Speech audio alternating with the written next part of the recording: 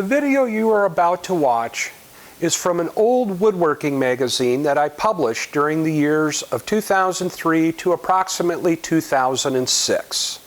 This was a very unique magazine. It was purely video content and it was distributed on DVDs.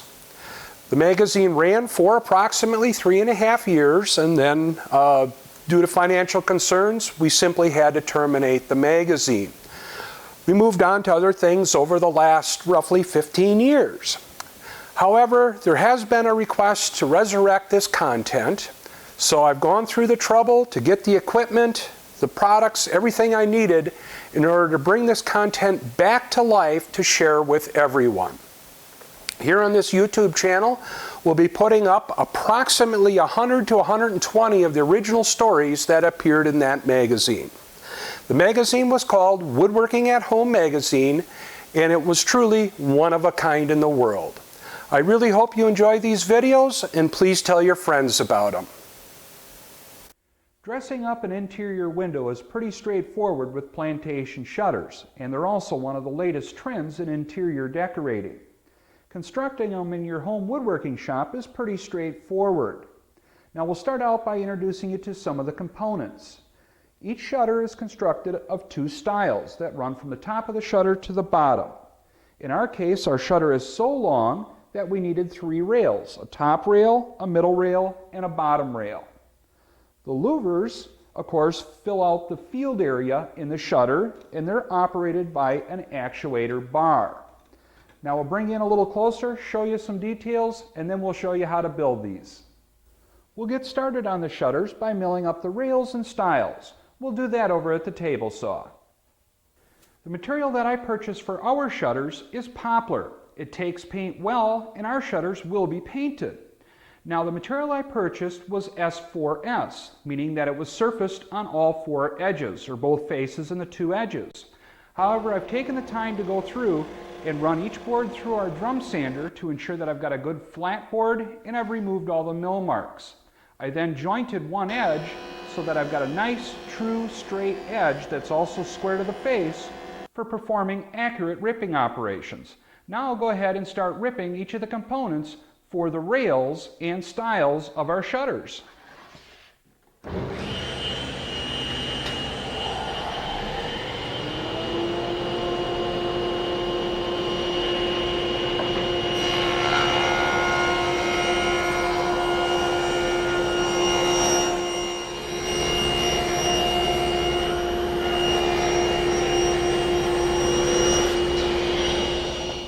With all of the stile and rail material now ripped to its proper width, I can go ahead and cross-cut each of the pieces here at the compound miter saw.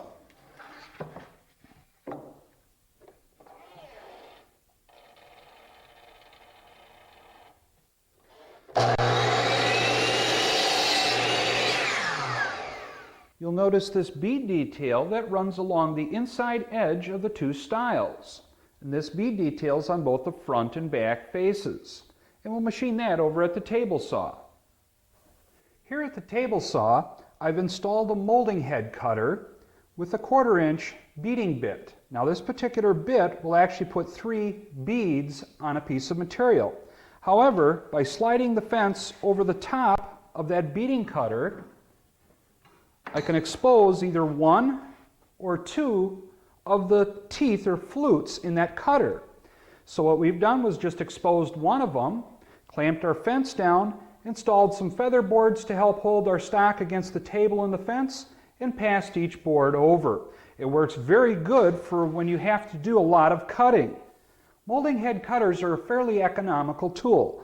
Generally, the base cutter head costs about $40, and then the individual cutters are around $11 to $15 a set. Now because of the large diameter, this one is 7 inches in diameter, and it's running at a very high speed, the table saw speed, it can cut very efficiently and leave a great finish on. Now there is another alternative or another method of putting that bead on, and that's to use a beading bit in your handheld router, or more ideally in your router table. Now these of course will work out very well too, but it will take you a little bit longer to machine that bead.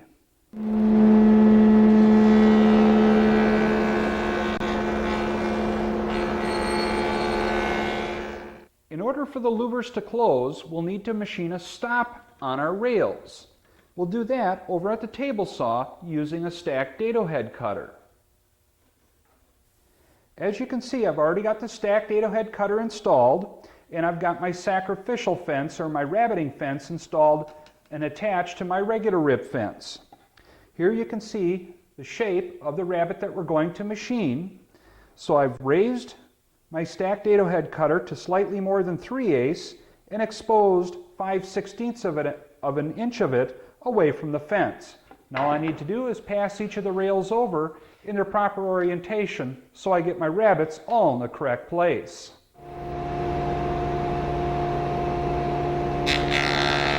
To provide clearance for our actuator bar as we close our shutters, we need to machine a small slot.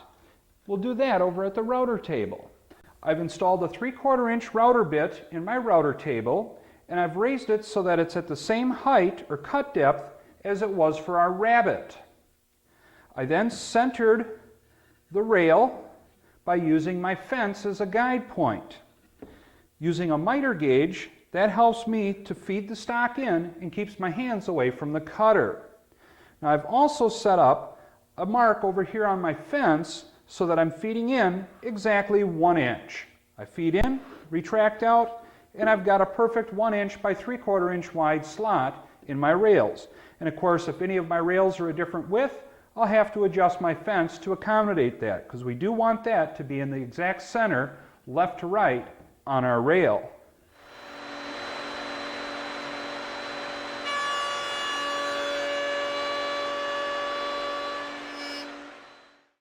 The louvers for our shutters are going to be 4 inches wide and approximately 5/16 of an inch thick. Now you can go out and purchase 1/2 inch thick material and then plane it down. However, it's a little bit more economical to purchase the 3/4 inch material and resaw it and then plane it to its final thickness.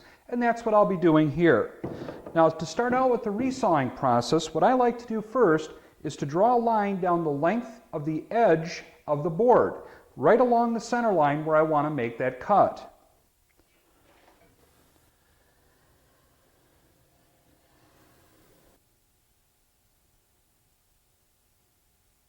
I'll be resawing my stock here at the bandsaw.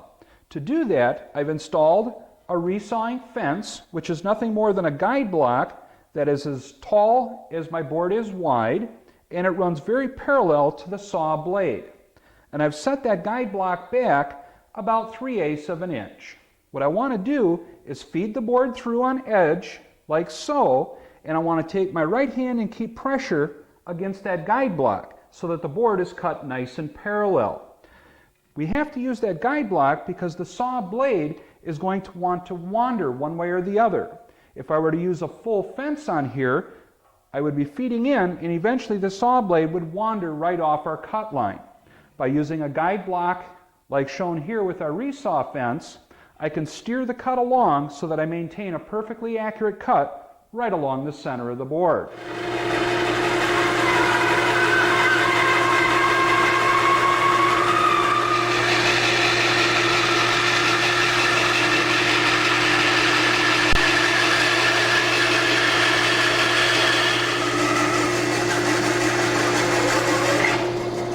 After the resawing process, you'll notice that you have a very rough surface. Also, the board won't be to quite the proper thickness. A quick pass through on the surface planer, and you'll end up with a perfectly smooth, nice surface to work with. Each of our louvers will need to have a radius machined on both edges. Now, of course, we're going to be doing some more machining to taper these surfaces on both sides. However, right now, while the piece is good and square, it's very easy to machine that radius. Later on, we'll blend in that area right in this spot and in this spot on the planer. Now, to machine this radius, I'm going to be using essentially the same setup that I used to machine the bead detail on each of the rails. I just adjusted my fence over a little bit so that I'm perfectly centered with my bead along the edge of the board, and then I've adjusted my feather boards so that they're lined up appropriately, just forward of the blade and just behind the blade.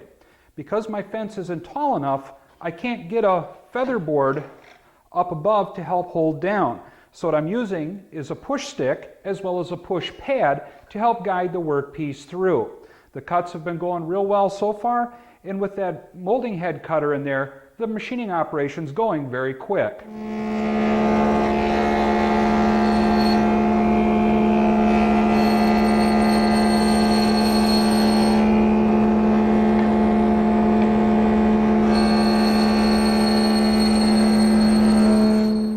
The louvers, as you can see, are tapered on both faces, and they create an airfoil type shape.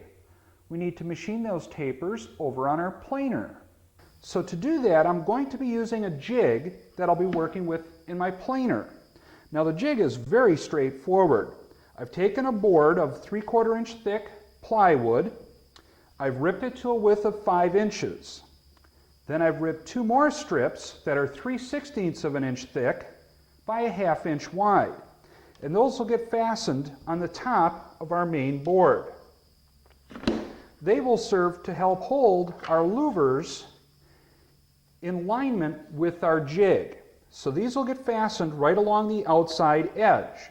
Now our louver's 4 inches, each of these 2 cleats is a 1/2 inch, so that gives us our total width of 5 inches. Now I can't use metal fasteners on here because I should not be machining these strips at all. All of the cutting should only be done on our louver itself. Now to get the taper, I've ripped another strip that is, in my case, it worked out to 3/16 of an inch, or actually just shy of 3/16 of an inch. And that will get fastened under one edge, or along one edge on the bottom surface of the jig. And that will hold everything at an angle. When we run this board through the planer, we'll end up shaving just a small amount off of one side or one face. And that will give us our airfoil or our tapered surface. So now I'll go ahead, nail everything together, and then we can start working on planing that airfoil shape onto each of our louvers.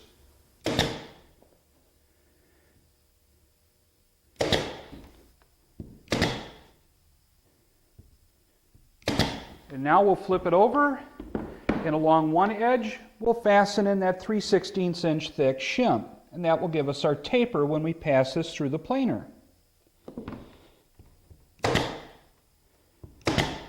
And finally, the last thing we'll do is add a little cleat at the end of our jig, and that will help prevent our louver from sliding through off the end of our jig. For the first tapering operation, I've set my depth of cut so that I'm removing about 3/64 of an inch off of the top surface of our louver.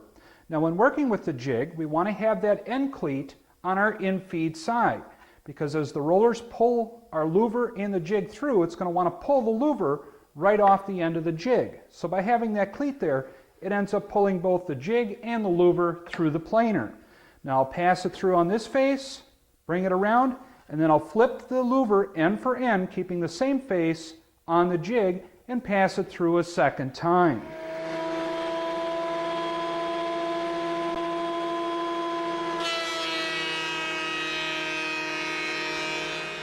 Now that I've got the taper milled in this area on one face, we need to flip it over and machine that same taper on the opposite face in both locations. However, now the board won't sit flat in our jig. To help with that, we're going to use a wedge. Now this particular wedge, for my 4-inch wide louvers, and to get that 2-degree taper, I've set my saw blade at 4 degrees. 2 degrees to get the taper up on this surface, and then 2 degrees to compensate for the taper on the bottom surface. So we'll place that in our jig like so, and now when we pass the board through, we can machine a taper on this face. However, we still have that shim underneath our jig, so we'll have to remove that as well.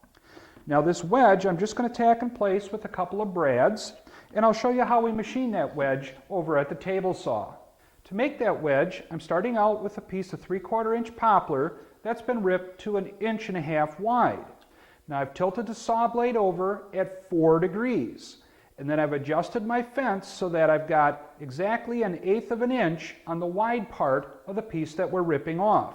Now all I need to do is pass this through, and I'll have my wedge.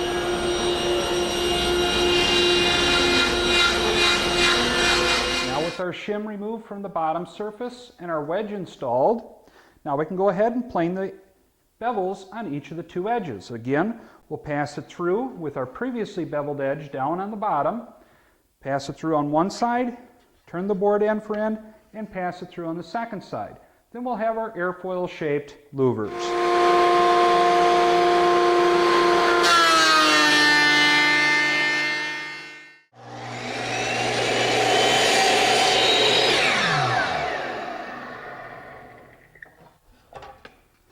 And the compound miter saw makes quick work of cutting them off to length. Now you may have noticed some of my louvers were relatively long. And the reason I did that is I cut them off to about twice the actual length I needed. That way each of the operations up to this point I just had to do once and I would get two pieces. So for each planing operation and then the beading operation, it just saved a little bit of work. So now I got them down to their proper length. Our next step is to drill the holes for the pivot pins. As we showed you earlier, each of our louvers will pivot on these little brass pins. That means that we've got to drill a hole into the end of each of our louvers. However, seeing as how we have so many louvers, in our case about 134 of them, to drill those holes in, it doesn't make a whole lot of sense to lay out each location and drill each one independently. The best bet is to build a jig that allows us to quickly insert the louver into that jig to drill that hole accurately. And of course, our accuracy comes into play where we need to have that hole, as we drill it into the end of our louver, perfectly centered along this length and perfectly centered along the thickness. So a simple jig will certainly speed up this operation. And we've got just the jig for you. These are the basic parts of our jig. As you can see, I've built it from scrap material. This happens to be 1/2 inch thick MDF, and I ripped it to a width of 5 inches. And its overall length is, somewhere around 14-15 inches. I wasn't too concerned about that. But I did need that 5-inch width so that it would accommodate our louver, and then I just tacked on a couple of cleats to help hold that louver in the center of our jig.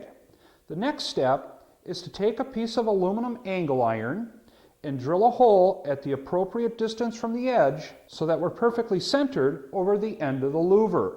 And the way I did that was I very carefully measured everything with the louver in place, laid it out on my aluminum piece, drilled the hole, and then with a layout mark on the end of my workpiece, I'll fasten this in place, lining it up carefully with that layout mark.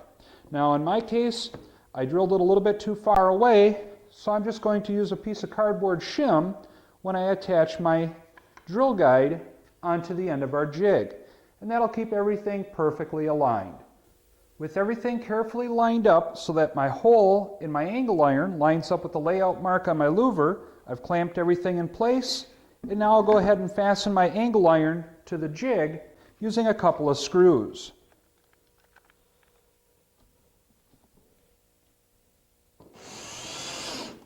To install the jig in the drill press, we have to start out by tilting our table over so that it's parallel to the center line of the spindle. To do that, I've installed a long drill bit in my chuck, and now I've twisted my table over so that it's parallel to the drill bit. And now what I'll do is I'll bring it over to touch that drill bit, and then I'll adjust it so it's perfectly parallel and lock it in position.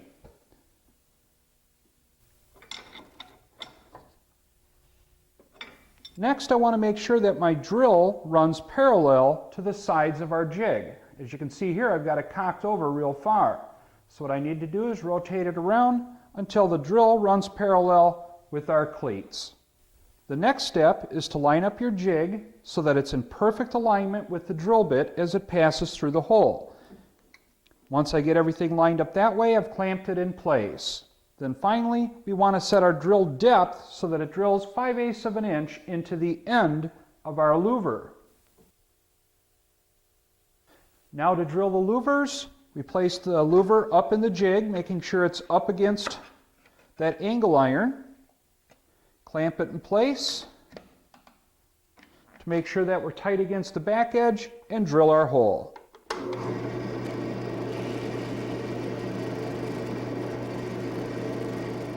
I'll be using number 216 screw eyes to attach the actuator bar to the individual louvers.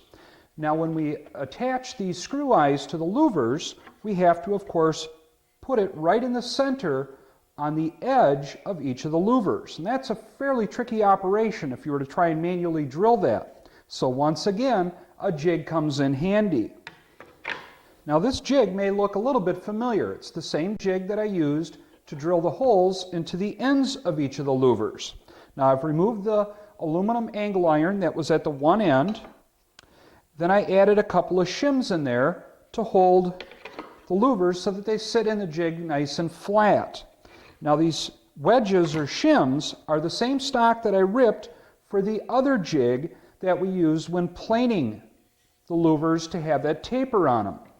And I just had some extra stock, so I just trimmed off a couple of little pieces and tacked those in place inside our jig. Then I cut away a little area here on our one edge cleat to allow clearance for the drill to pass through. And as I did before, I took a piece of aluminum angle iron, carefully laid out the location where I wanted to drill my hole for my mounting screws, drilled that through on the angle iron, and mounted that up on the jig. Now, in this case, what we have to do is, of course, line up each louver inside the jig so that the center of it is right underneath that drilled hole. So to speed up the operation, I'll affix a stop block here. Then that way I can just simply slide the louver in, drill the hole, take it out, and move on to the next one. Setting it up on the drill press is essentially the same as it was when we drilled the end holes. Just take a little bit of time to get everything lined up perfectly. Now here you can see the jig all set up on the drill press. I've got a stop block affixed at the right end. Here's our angle iron, and in our case, the number 216 screw eyes requires a 1/16 inch diameter drill bit. And I've set my depth stop so that I drill to the appropriate depth. Now it's just a matter of drilling a bunch of holes again.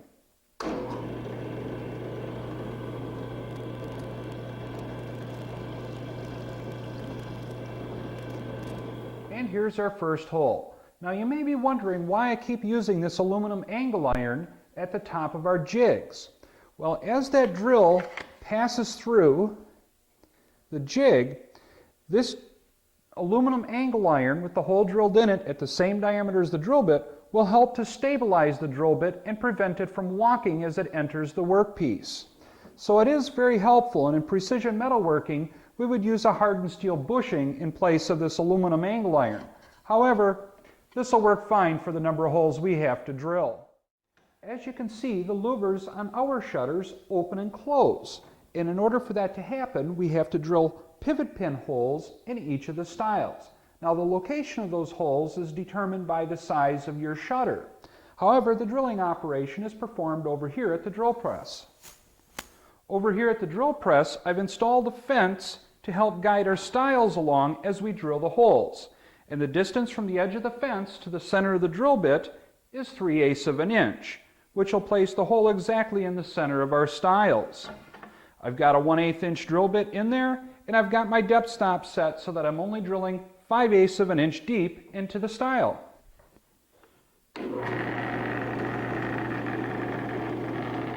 So that the louvers just don't fall open, we need to drill a hole to allow for a friction adjuster. And that's actually going to consist of 2 screws, one at each end of one of the louvers in each set. Inside there, we're going to drill through and insert a sheet metal screw. And that will pinch against the louver and hold it from rotating freely. And that gives us our infinite adjustment for friction. To do that, I'm going to use that same 9/64 inch drill and drill completely through the stile until I come out the other side. And that will give me a location where we can drill for clearance for the head of the screw.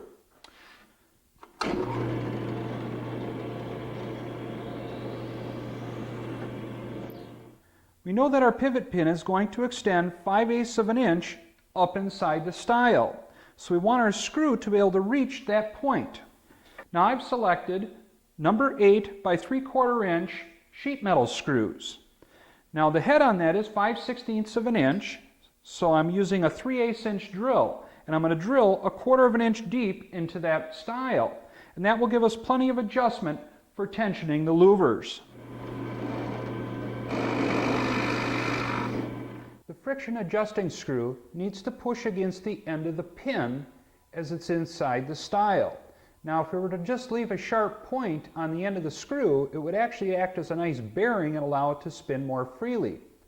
But by taking a file or using a bench grinder, grinding a flat and blunting the end of that sheet metal screw, it creates more friction and allows us to accurately adjust the tension.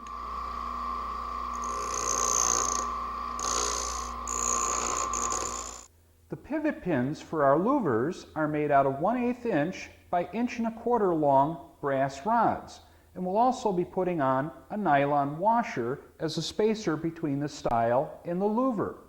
We'll cut these brass pins off over at the bandsaw. Making the pivot pins is fairly straightforward.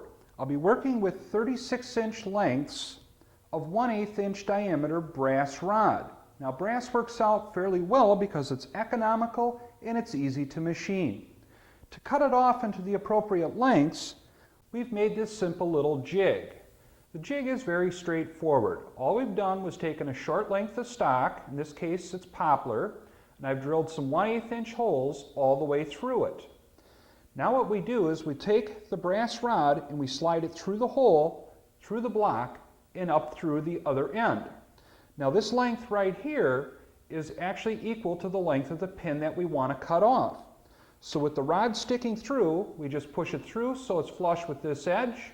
And you can see here, this is the kerf line. Now over at the bandsaw is where we actually perform the cutting operation. Here you can see we've attached the jig to a miter gauge at our bandsaw. I've got a 14 tooth per inch blade, which is about as coarse of a blade as I want to use when cutting brass. Now it's just a matter of carefully feeding the jig into the blade, cutting off our pins to the appropriate length.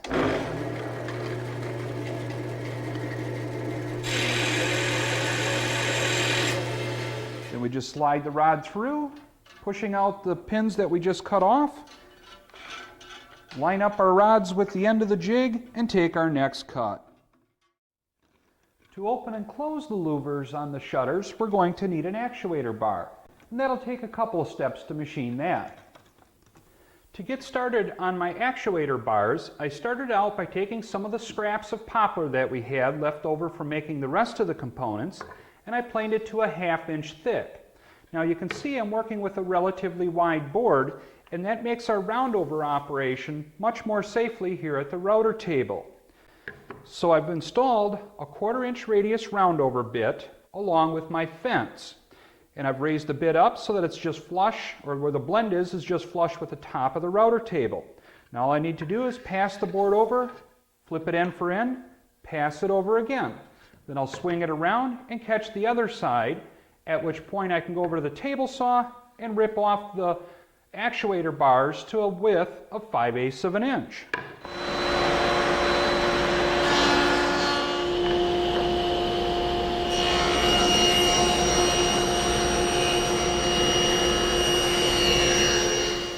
Here you can see one of the rails, and here are the holes for our pivot pins. Now our actuator bar needs to be the distance, or its length needs to be equal to the distance from the topmost to the bottommost pivot pin hole for one set of louvers. Now we also need to add 5/8 at the top and 5/8 at the bottom. Otherwise our screw eye would be screwing in right at the very edge of the actuator bar. So we just add 5/8 at the top and bottom. Then what I did, after cutting them off all to length, I carefully lined up the one edge of all of the actuator bars and then laid out the location for each of our holes. Now as you may have guessed, I've built another jig here at the drill press. This one's incredibly simple. All it is a scrap piece of wood, and I've nailed 2 cleats on it. And the purpose of those 2 cleats is to help guide our actuator bar through and to hold it upright while we're drilling the holes. I installed a 16th inch drill bit and set the depth stop accordingly for the screw eyes that I have. Now it's just a matter of drilling a hole at each of those locations. The The last step for our actuator bars is to round over the ends a little bit. It just makes them look a little bit nicer, especially when they tuck up into that upper rail.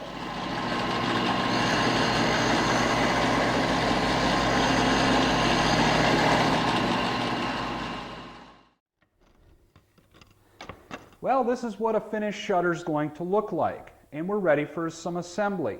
Now you might be wondering, gee Chris, we didn't go over any finishing on this project. Well, as you know, this project can be made out of a variety of hardwoods, oak, cherry, maple, just to name a few, and you may want a natural finish on those. Some of you may want a painted shutter, so you'll be making yours out of poplar, which is what we did here, and of course, as you can tell, we painted ours white. So realistically, finishing will be up to you folks, but we do recommend that you finish them before assembly. It just makes the process go a lot better. In finishing after assembly, it's very difficult to finish the project without getting your finished material, in this case paint, on all the hardware items. So I've gone through, painted up all mine, and then I'm ready for assembly. Now we will assemble this in 2 stages. I'll start out by fastening the 3 rails into one of the stiles. I'll get that all glued up. Then, after that's all set, I'll go through, install the louvers, and then the other stile into the shutter. Clamp that all up, make sure it's good and square, and then we're almost complete with our assembly. So let me show you the steps. There are a variety of ways available to hold our rails and our stiles together. You could use dowel pins. 2 or 3 dowel pins at each location would be more than adequate. You could use pocket hole screws, and that would be another excellent choice. Another more contemporary choice is to use a beadlock loose tenon system, and that would be a very strong joint. And of course, biscuits, and that's what we're going to be using for our assembly. Any one of the methods we've shown would be more than adequate, but biscuits is a pretty easy system to use for this type of application. I started out by taping together my frame, and that tape gives me 2 functions. It holds everything together while I do my layout, and it helps me to realign the pieces during assembly. So now I'll go through and mark my locations where I want each of my biscuit slots to be. A sharp utility knife allows us to separate the stile from the rail.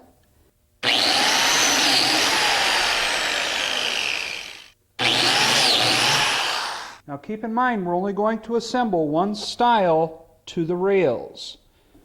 Get our glue spread around, get our biscuits in, and we'll clamp it up. Now as you can see here, I'm installing my biscuits into my stile and rail on the side that I'm not gluing together. I want to make sure that I treat everything as if it were a final glue up and make sure everything's good and square. And we'll check it for square, making sure everything lines up perfectly. 57 1/8 and 57 1/8. We're good and square. If I wasn't, I'd throw a clamp on the long diagonal and draw everything into square. Now we let this set up for about an hour. Then we'll go on to the next step, which is assembling both halves together. And of course, make sure you clean out your glue squeeze out by using a wet sponge. Install the screw eyes into the louvers. You don't open these up, so you just simply screw them in. And just as a matter of habit, of course, I always put mine in so that they're not only parallel, that the screw eye is parallel to the edge of the louver, but I also have the open end going the same way on all of them. Just makes it look a little nicer, and it shows that you're paying attention to details. Then we insert our brass dowel pins into our 2 end holes, and that gets these pieces ready for assembly into the rest of the shutter. Now that the glue's had a chance to dry on our subassembly, I've taken the time to clamp it up on edge, and I can install each of my louvers. And I'll start out by inserting one of the nylon washers on each of the pins, and then dropping it into the hole. And of course, making sure that my orientation for my screw eye lines up with my clearance slot where the actuator bar goes. And I'll repeat this process for each of the louvers. Now with all the louvers set in place, all the little nylon washers on the top pins, we're ready to bring the other stile into place. Starting at one end, I'll bring the stile into contact with the rail, and then I'll just work my way down one by one, bringing the pins into our pre-drilled holes that are in the stile. Now, if there's ever a time during assembly where you wanted an extra set of hands, now is the time. But with a little bit of patience, you can go through the whole assembly pretty quickly. And we just bring it back down, laying flat, clamp everything together, check it for square, and set it aside to dry. And now we can go ahead and start assembling our hardware. I start out by putting in all of the screw eyes into our actuator bars, and then I make sure that the open end of the screw eye is pointing in the same direction for all of them. Then the next step is to take a needle nose pliers and open up the screw eye. Just open it up enough so that you can hook in the mating screw eye that's on the louver. With the glue up all dry, we can go on to final assembly. And we'll start out by installing the actuator bar. And as I mentioned before, you open up the screw eyes that are attached to the actuator bar itself. And then it's just a matter of swinging each of the louvers into place and hooking them on. Now, there are times when you may want an extra hand doing this because it can be a bit of a juggling act. With them all hooked on, now we just pinch them closed with the needle nose plier.